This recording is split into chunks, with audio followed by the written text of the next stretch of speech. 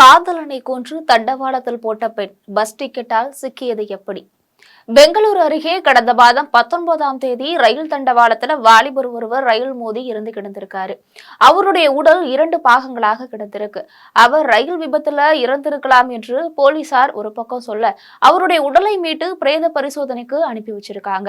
அவருடைய உடம்புல தலை, கை, கழுத்து பகுதியில சந்தேகத்திற்கிடமான காயங்களும் இருந்திருக்கு. பிரேத பரிசோதனையில அது கண்டுபிடிக்கப்பட்டிருக்கு.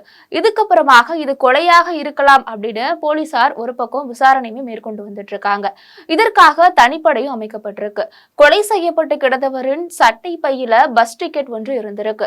அந்த டிக்கெட் ஓசூர்ல இருந்து பெங்களூருக்கு எடுக்கப்பட்டு இருந்திருக்கு. தனிப்படை போலீசார் உடனே ஓசூருக்கு புறப்பட்டு போயிருக்காங்க. அவர்கள் ஓசூர் ரயில் நிலையத்தில் பொருத்தப்பட்டு இருந்த கண்காணிப்பு கேமரா பதிவுகளை முழுமையாக செக் பண்ணியிருக்காங்க.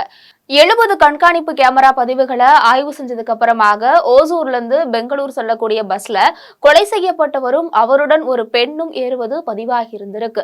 இதுக்கப்புறமாக கண்காணிப்பு கேமராவில் பதிவான கொலை செய்யப்பட்ட நபரின் புகைப்படங்களை தமிழக எல்லையோர மாவட்டத்தில் இருக்கக்கூடிய அனைத்து போலீஸ் நிலையத்திற்கும் பெங்களூரு போலீசார் அனுப்பி வச்சிருக்காங்க.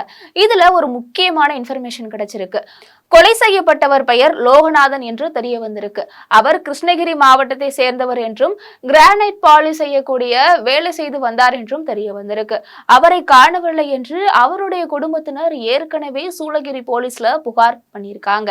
மேலும் லோகநாதன் குடும்பத்துல விசாரித்த போது லோகநாதனுக்கு ஓசூரில் பூ வியாபாரம் செய்யக்கூடிய சத்யா என்ற பெண்ணுடன் தொடர்பு இருந்ததாக தெரிய வந்திருக்கு. இதனையடுத்து போலீசார் மேற்கொண்டு விசாரித்த போது சத்யாவிற்கு ஏற்கனவே வரதராஜன் என்பவருடன் திருமணமாகி இருந்திருக்கு.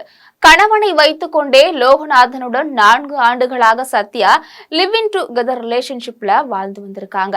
சத்யாவிற்கு திருமணமான விவகாரம் தெரிய வந்ததுக்கு அப்புறம் இது குறித்து சத்யாவுடன் லோகநாதன் தகராறு செஞ்சிருக்காரு.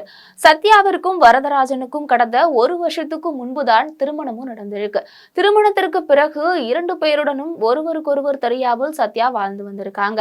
லோகநாதனுடன் வாடகை வீடு எடுத்து தங்கி இருந்திருக்காங்க. அதோடு இந்த பிரச்சனை பெருசானதுக்கு அப்புறமாக பிரச்சனை போலீஸ் நிலையம் சென்றிருக்கு. போலீசார் பேச்சுவார்த்தை நடத்தி லோகநாதனிடம் வாங்கிய பொருட்கள் அனைத்தையும் சத்யா திரும்ப கொடுத்து விட வேண்டும் அப்படின்னு சொல்லி முடிச்சிருக்காங்க. இதனையடுத்து லோகநாதனை சத்யா வாடகைக்கு வாழ்ந்த வீட்டிற்கு அழைத்து சென்றிருக்காங்க.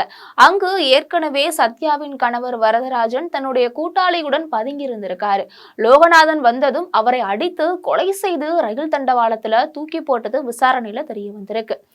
இது குறித்து சத்யாவிடம் விசாரித்த போது லோகநாதனுடன் 4 ஆண்டுகள் லிவிங் டுகெதர் ரிலேஷன்ஷிப்ல வாழ்ந்ததாகவும் 1 ஆண்டுக்கு முன்பு ரகசியமாக திருமணம் செய்து கொண்டதாகவும் இது வெளியில தெரிந்ததுமே தன்னுடன் மட்டுமே வாழ வேண்டும் என்று லோகநாதன் தெரிவித்தார் அப்படின்னும், எனவே கணவரிடம் சொல்லி லோகநாதனை கொலை செய்ததாக தெரிவிச்சிருக்காங்க.